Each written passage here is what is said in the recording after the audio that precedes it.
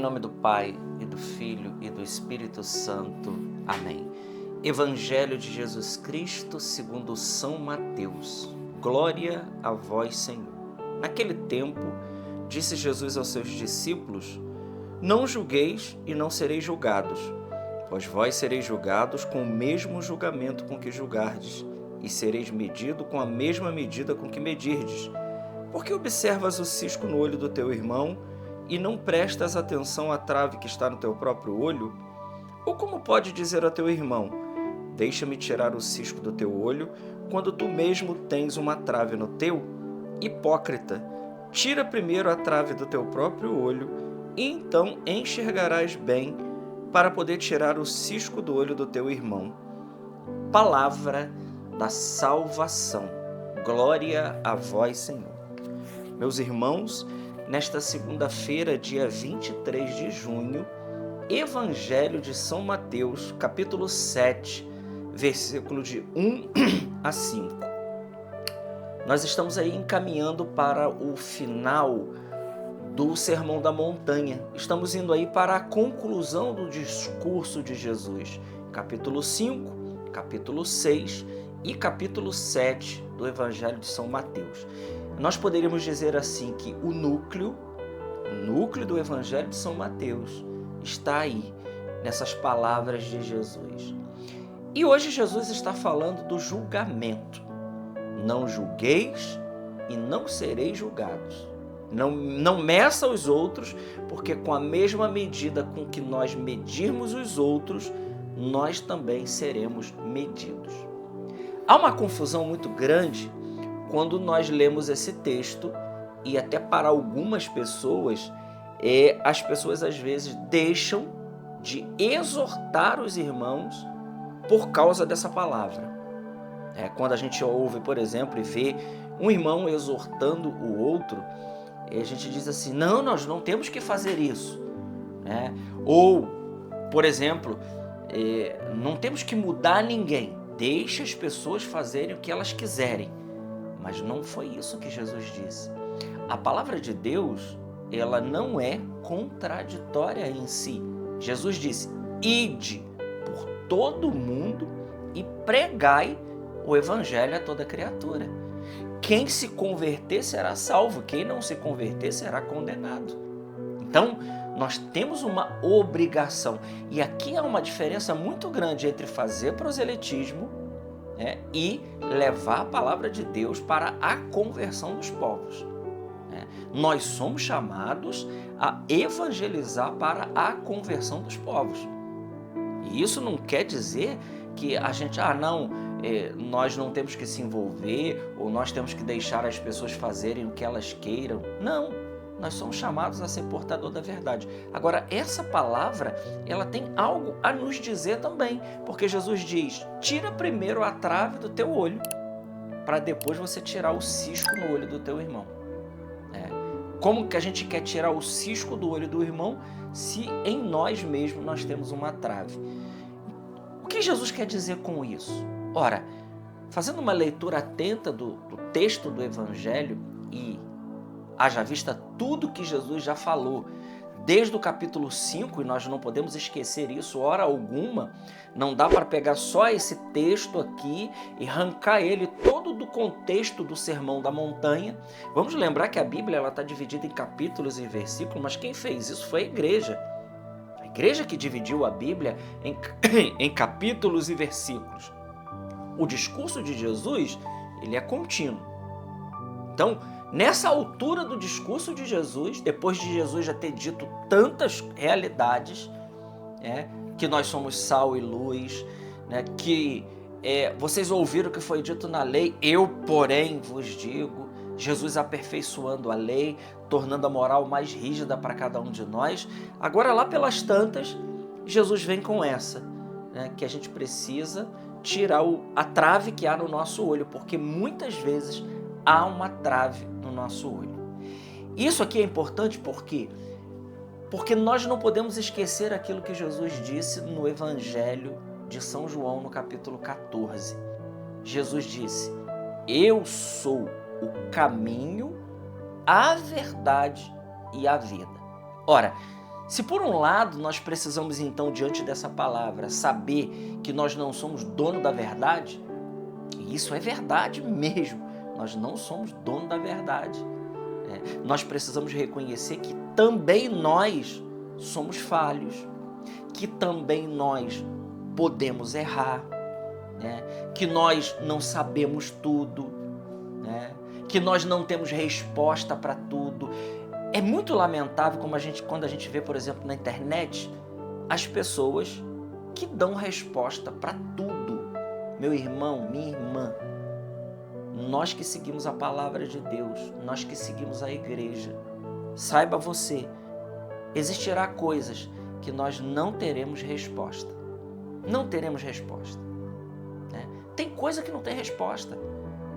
Nós não somos dono de tudo, não somos portadores de tudo. Então, é reconhecer que nós não temos resposta. Enquanto falo aqui, eu me lembrei, eu estava no retiro uma vez, estava pregando um retiro, e me trouxeram um pai que tinha perdido a sua filhinha, acho que tinha 9 ou 10 meses, e ele estava desconsolado. Que era para me dar uma palavra para aquele pai. Gente, sinceramente, o que você diz para um pai que perdeu o seu bebezinho? O que eu poderia dizer? Eu pedi luzes a Deus naquela hora. E sabe o que o Espírito Santo colocou no meu coração? Um pouco da dor daquele pai. Eu abracei com aquele homem e eu chorei com ele. Foi isso. Eu não tenho resposta para isso. Eu não tenho resposta para uma dor dessa. Como nós podemos dizer que nós sabemos tudo, que nós vamos, vai ficar tudo bem. Tá, vai ficar tudo bem porque nós confiamos em Deus, mas nós não temos resposta para tudo. Então, o que o Espírito colocou naquela hora foi um pouco da dor que estava no coração daquele pai. Eu falei, meu irmão, eu não tenho nenhuma palavra para te dizer, mas eu quero aqui sofrer um pouco contigo. E foi real, não foi um teatro. Entende, irmãos? Então é assim, né? Por quê? Porque quem é a verdade? A verdade é Jesus. Jesus é a verdade. Eu sou caminho, verdade e vida. Ou seja, se nós andamos com Jesus, se nós andamos com as palavras de Jesus, sim, nós poderemos exortar os nossos irmãos. Poderemos, e não estaremos sendo hipócritas de não olhar muitas das vezes a trave que está no nosso olho. Agora, quando nós começamos a emitir achismo e coisas que a gente pensa, nós estamos a um passo de poder errar, porque nem sempre nós estamos certos a respeito de tal ou tal coisa. E é muito interessante isso que essa palavra está nos dizendo, porque muitas pessoas, diante da verdade, nós somos obrigados a se render à verdade. É tão bonito quando a gente vê uma pessoa que, naturalmente ela diz, não, eu estava errado, eu pensava que isso era assim, mas quando eu vi a verdade, eu vi que não é desse jeito e não tem como ser desse jeito. A verdade, eu fui abraçado pela verdade. É aquilo que Jesus diz no Evangelho de São João, capítulo 8, versículo 32. Conhecereis a verdade, e vamos lembrar que na Bíblia, quando a gente fala de conhecer, é experimentar. Então, quando eu experimento a verdade me liberta. É o que Jesus disse em João 8,32. Conhecereis a verdade e a verdade vos libertará. Lembrando que conhecer na Bíblia é fazer a experiência. Quando nós fazemos a experiência da verdade, a gente vê que aquilo é daquele jeito e não tem como ser diferente. Então, impactado por isso, é inevitável que a gente não mude. Agora, claro, muitas pessoas têm desonestidade intelectual e aquilo que eu disse na meditação passada, as pessoas não querem a verdade, elas querem ter razão. Não, Jesus está dizendo aqui, não julgueis e não sereis julgados. Então, qual é a nossa missão? A nossa missão é anunciar. A nossa missão é exortar. A nossa missão, e aqui esse evangelho nos fala de algo muito, muito importante, é um autoconhecimento. Meu irmão, minha irmã, o verdadeiro cristianismo, a verdadeira evangelização que passa por nós, ela precisa de um autoconhecimento. Só que muitos de nós não queremos fazer isso. Por quê? Porque quando nós nos deparamos com nós mesmos, nós precisaremos descer o nosso conceito a respeito de nós mesmos. Nós vamos ver que nós não somos isso tudo que nós pensamos que somos. Porque nós temos um conceito, ou seja, nós temos um amor desordenado por nós mesmos. E isso é muito ruim. E claro, o autoconhecimento. Por que nós não nos encontramos muitas vezes com Deus? Por que nós não escutamos a Deus? É porque Deus não fala? Não, é aquilo que o profeta Isaías no capítulo 59 diz. Não é a mão do Senhor que é incapaz de salvar. São os nossos pecados que colocaram uma barreira entre nós e o nosso Deus. É por isso que a face se oculta. Ora, quais são esses pecados? É não querer mergulhar dentro de nós mesmos. É impossível se encontrar com Deus sem antes nós não nos encontrarmos conosco mesmo. E quando nós mergulhamos dentro de nós, meu irmão, minha irmã, nós vamos ver o tanto de trave que há nos nossos olhos, na nossa vida, que precisa ser arrancada para poder nos encontrarmos com Deus. Então vamos pedir nesse evangelho, que o Senhor ele nos dê a graça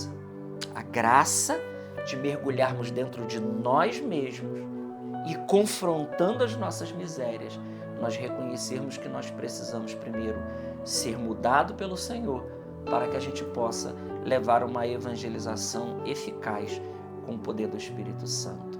Glória ao Pai, ao Filho e ao Espírito Santo, como era no princípio, agora e sempre. Amém.